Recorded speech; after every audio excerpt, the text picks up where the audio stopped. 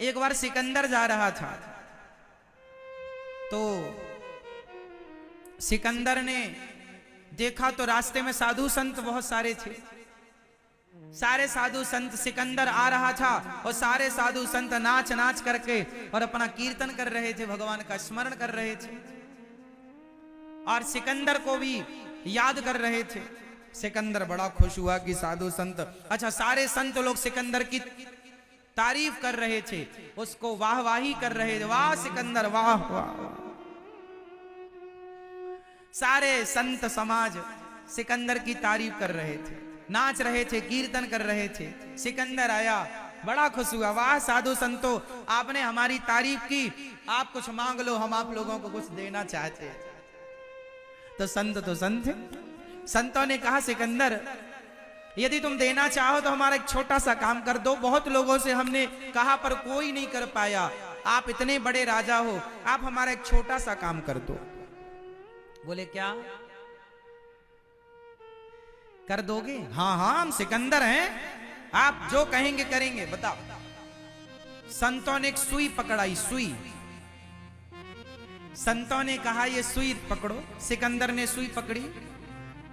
संत ने कहा जब हम लोग मरेंगे तो हम लोगों के पास ना सुई होती है, इसलिए कि हम लोगों का कोई कपड़ा पड़ा फट जाए तो हम लोग सिल लेते हैं, तो सुई अपने पास रखा करते हैं, सुई धागा।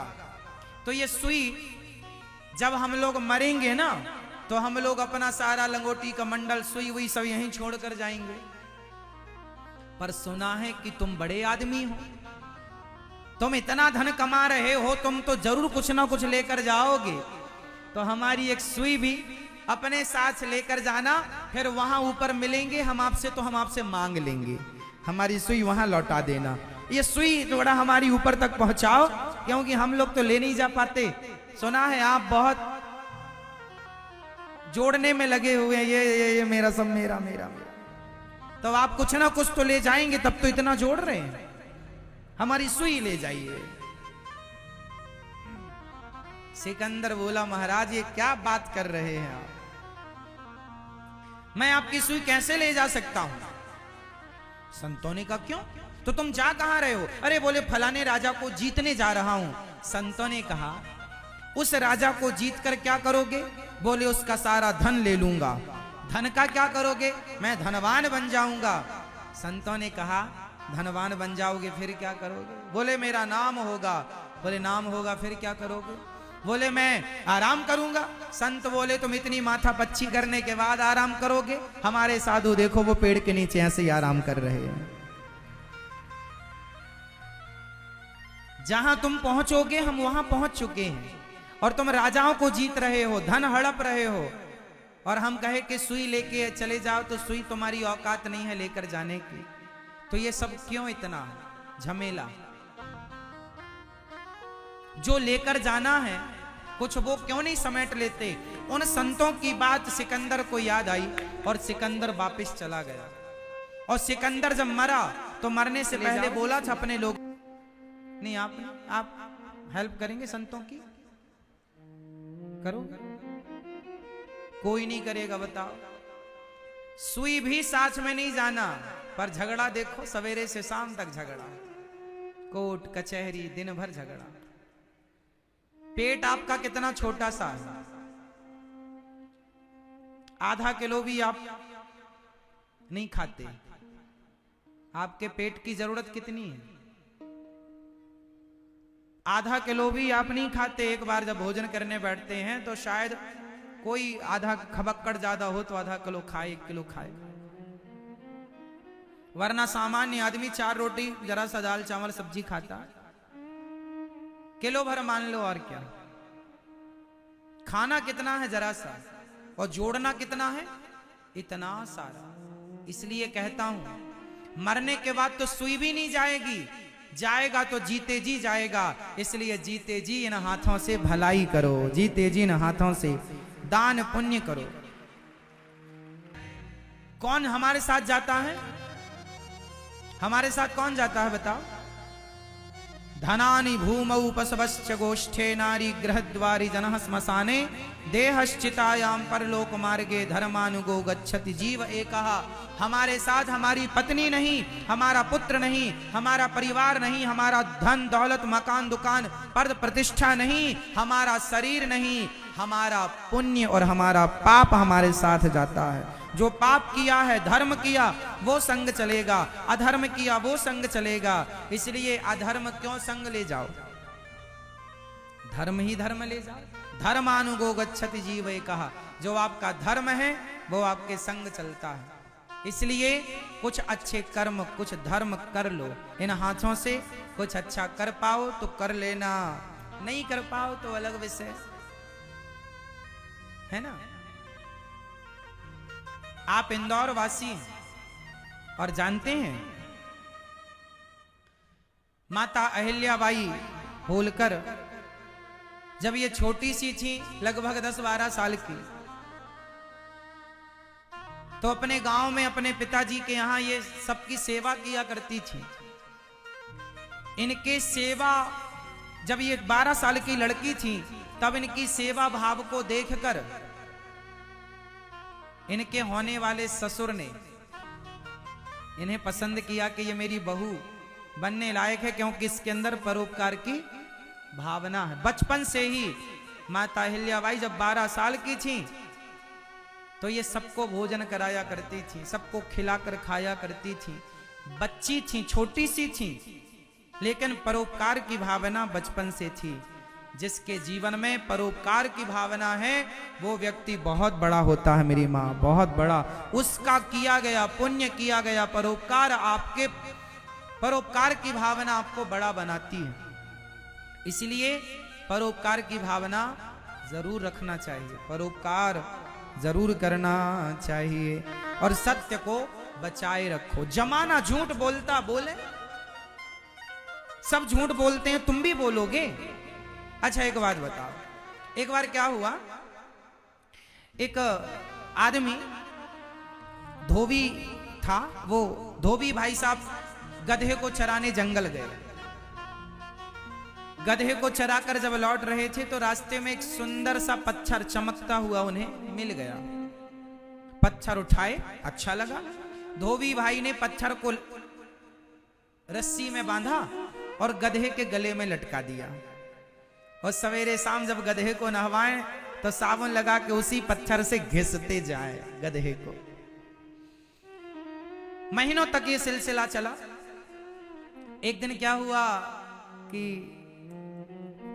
वहां से कोई जौहरी गुजरा। जौहरी ने देखा, अरे गधे के गले में हीरा लटक रहा, और इतना बड़ा हीरा था कि उसकी कीमत करोड़ों की थी। पर धोबी को पता ना होने से वो गधे के पीठ को साफ करता, उससे पेट को साफ करता। जौहरी को लगा मैं कह दूंगा कि हीरा है तो अभी धोबी इसके भाव बढ़ा देगा। तो जौहरी ने बड़ी चतुराई से कहा, अरे भैया धोबी कैसे हो, अच्छे हैं, ये बताओ ये पत्थर कितने का दिया। धोबी बोला, भाई तुम्हें पत्थर खरीदना है? पत्थर क्यों खरीदना? अरे तुम्हारा पत्थर अच्छा लगा, चमकता है, थोड़ा हमें दे दो, सजाएंगे घर को। 5 रुपए में दोगे? बेचारा भोला भाला धोबी था, पता था नहीं, उसे लगा पत्थर के 5 रुपए मिल रहे हैं, तो उसने बेचारे ने दे दिया। 5 रुपए में वो हीरा ले आया। अब हीरा 5 रुपए में वो पत्थर समझ के जौहरी को देकर धोबी गधा लेकर चला गया जंगल के। मैं तो दूसरा पत्थर उठा लूंगा, पर हर पत्थर हीरा थोड़ी होता। अब जौहरी के हाथ में हीरा था। देखते ही देखते वह हीरा टुकड़े टुकड़े हो गया। जौहरी ने कहा, वाह रे हीरा, अभी तक गधे के गले में था, गधे को साफ कर रहा था तब तू टूटा नहीं, और मुझ जैसे जौहरी के पास आया तो टूट कर टुकड़े टुकड़े हो गया। तब उस हीरे से आवाज आई। उस हीरे ने कहा, जौहरी भाई, गधे के पास मैं खुश था, धोबी के पास मैं खुश था, इसलिए कि वो तो मेरी कीमत ही नहीं जानता था।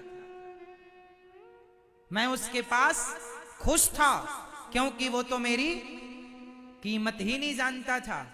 लेकिन तुम तो जानते थे कि मेरी कीमत करोड़ों की है और करोड़ों की कीमत थी मेरी, फिर भी तुमने मेरी कीमत कितनी लगाई?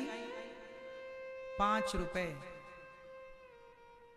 अज्ञानी व्यक्ति मेरी कदर ना करे तो समझ आता है, पर तुम जैसा ज्ञानी, तुम जैसा समझदार भी जब मेरी कीमत ना करे तो मैं तो टूट कर टुकड़े।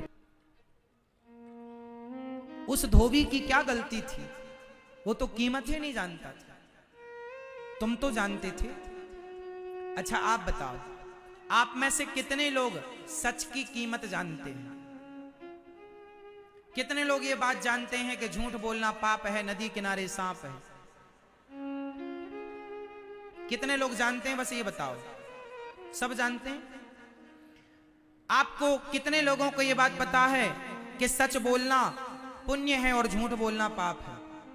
सबको पता है। समझो, वो सत्य ही हीरा है। वो सत्य ही क्या है? सत्य क्या है? हीरा है। और तुम सब इंदौर वासी, क्षेत्रवासी, तुम सब जौहरी हो। अब सत्य के हीरे की तुमने कीमत कितनी लगाई? कीमत क्या लगा रहे हो? अरे महाराज झूठ नहीं बोलेंगे, सच बोलेंगे तो हमारी दुकान ही नहीं चलेगी। सच बोलेंगे तो हमारी दुकान नहीं चलेगी। तुमने सत्य को इतना कमजोर आंक लिया, तुमने सत्य को इतना कमजोर बना दिया। अरे सोचते क्यों नहीं हो कि जब झूठ बोलने से तुम्हारी दुकान इतनी चलती है तो सच बोलने से तुम्हारी दुकान कितनी चलेगी? जब झूठ ने तुम्हें इस मुकाम तक पहुंचाया तो सच तुम्हें कहां पहुंचाता है? विडंबना यह है कि आपको झूठ पर भरोसा है परंतु सच पर भरोसा नहीं। और एक बात बताएं, जमाना झूठ बोले तो बोले। गुरु वशिष्ठ जी ने कहा, भरत तुम राजा हो जाओ। तुम्हारे पिताजी ने कहा है राम को वनवास भेजना, तो राम चले गए, उन्होंने बात मान ली। अब तुम्हें आज्ञा है कि तुम राजा बन जाओ, तो तुम राजा बन जाओ। भरत जी ने कहा था कि गुरु जी यदि आपने मुझे राजा बनाया तो ये पृथ्वी पानी में डूब जाएगी, रसातल में चली जाएगी। गुरु वशिष्ठ जी ने कहा, वाह भरत, रावण, कुंभकर्ण जैसे पापी इस धरती में हैं, उनके पाप से पृथ्वी नहीं डूबी। हिरण्याक्ष, हिरण्यकश्यपु जैसी पापियों के पाप से पृथ्वी नहीं डूबी। तुम जैसा भरत जैसा ज्ञानी ध्यानी यदि राजा बन जाएगा तो पृथ्वी पानी में क्यों, पाताल में क्यों चली जाएगी? वशिष्ठ जी से भरत जी ने कहा, गुरु जी इस पृथ्वी को उम्मीद क्या रावण जैसों से है? रावण लोग तो बेईमानी करते हैं, किसी की पत्नी को चुरा कर ले आते हैं, वो तो पापी हैं। क्या हिरण्याक्ष, हिरण्यकश्यपु जैसे लोगों से ये पृथ्वी उम्मीद करेगी? अरे ये पृथ्वी दुष्टों से उम्मीद नहीं करती, हम जैसे भरत से पृथ्वी को उम्मीद है कि हम जैसे लोगों के बल पर यह पृथ्वी टिकी है। और हमने भी अपने भाई को वनवास भेजकर भाई के राज्य पर कब्जा कर लिया, तो बताओ ये पृथ्वी किसके सत्य पर टिकेगी? हम जैसे लोग भी यदि बेईमानी करने लग जाएं, हम भी झूठ बोलने लग जाएं, तो ये पृथ्वी किसके सत्य से टिकेगी? अरे माना कि हमारे देश में 140 करोड़ लोग रहते हैं। हमारे देश की जनसंख्या कितनी है? लगभग 140 करोड़। 140 करोड़ लोगों में माना कि कुछ लोग बेईमान हैं, गलत हैं, पापी हैं, पर आप जैसे कुछ लोग तो अच्छे हैं, सच्चे हैं। याद रखना, यदि 140 करोड़ लोगों में यदि बहुत लोग झूठे, कपटी, लोभी, लंपट, लालची हैं, बेईमान, पापी हैं, अत्याचारी, अनाचारी हैं, तो कोई बात नहीं, ये पृथ्वी उन बेईमान, उन झूठे लोगों के बल पर नहीं, आप जैसे मुट्ठी भर अच्छे सच्चे लोगों के बल पर यह पृथ्वी टिकी है। जमाना झूठ बोले तो बोलने दो, तुम ना बोलो। वो नहीं जानते सच की कीमत, तुम तो जानते हो। ये पृथ्वी आप जैसे कुछ अच्छे लोगों के बल पर टिकी है, और आप जैसे लोग भी बेईमान हो जाएंगे। भरत जैसे लोग भी यदि अपने भाई को वनवास भेज के राजा बन जाते तो बताओ पृथ्वी डूब जाती कि नहीं। ये पृथ्वी किन के बल पर टिकी है? भरत जैसे लोगों के बल पर टिकी है। आप जैसे अच्छे लोगों के बल पर ये धर्म टिका है, ये सनातन टिका है, ये धर्म टिका है, ये पृथ्वी टिकी है। जमाना झूठ बोले तो बोले, करे बेईमानी, तुम क्यों करते हो? धोबी को तो पता ही नहीं था किसकी कीमत क्या है, पर जौहरी को तो पता था।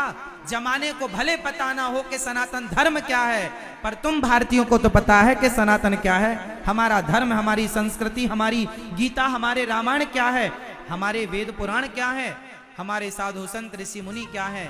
तुम तो कीमत जानते हो, तुम तो राम नाम की कीमत जानते हो, तुम तो सत्य को पहचानते हो। सत्य के लिए दशरथ जी मर गए, सत्य के लिए दशरथ जी मर गए, और सत्य के लिए हरिश्चंद्र ने अपने आप को बाजार में बेच दिया।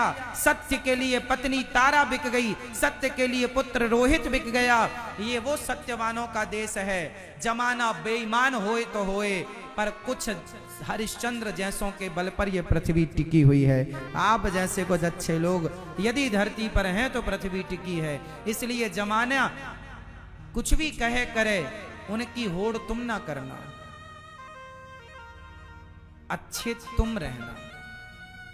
जमाना बेईमान हो जाए, हमें क्या करना? तुम क्यों होते हो? तुम तो समझदार हो।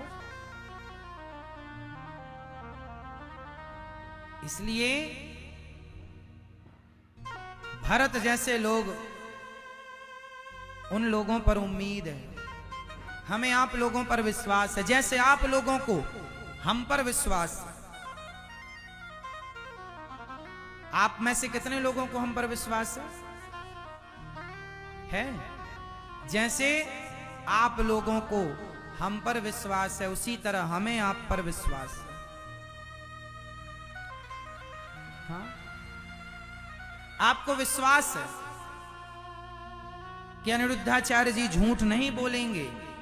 कोशिश करते हैं कि हम झूठ ना बोलें जानकर। हाँ, कभी कोई बात निकल जाए जो हमें भी पता ना हो कि ये बात सच थी कि झूठ थी। अभी आपने पूछा कितना बज गया, हमारे पास घड़ी नहीं और हमने कह दिया 7 बज गया, तो झूठ हो जाएगा। परंतु कभी कोशिश ये करो, हम भी कोशिश करते हैं कि सच ही बोलें, झूठ ना बोलें। आप हमसे सच की उम्मीद करते हैं तो हम भी आपसे। हाँ, हमें बेईमानी करने से 1 करोड़ रुपए मिल रहा हो तो हम उस 1 करोड़ के पीछे ना भागेंगे। एक तरफ हमें ईमानदारी से 1000 रुपए मिल रहे हैं और बेईमानी से 1 करोड़,